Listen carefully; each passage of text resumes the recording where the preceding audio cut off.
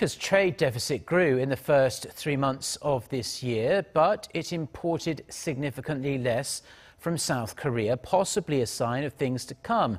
Further trade negotiations or restrictions could come, and this may hit some of Seoul's core industries.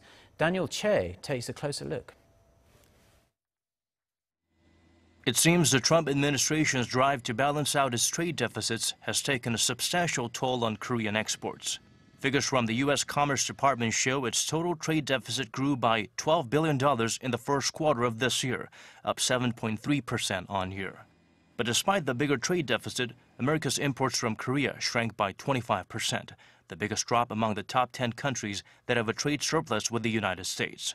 Imports from India, Italy, and Germany dropped in the same period, while shipments from Canada, Ireland, and Mexico grew significantly. This comes amid concerns that the U.S. may radically change or even terminate its bilateral trade agreement with Korea, as suggested by President Trump in an interview last week. On the 100th day of his presidency, Trump signed an order to review all trade agreements to ensure they are in America's interest.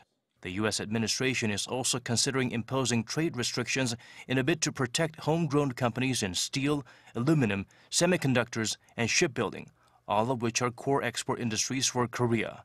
Seoul has since set up a task force to review the bilateral trade pact and formulate measures to cushion the impact of Washington's anti-dumping duties on foreign steel. Korea's Trade Minister Chu Hyung-hwan said last week that Korea is preparing for every possible scenario that the U.S. may present, including a renegotiation.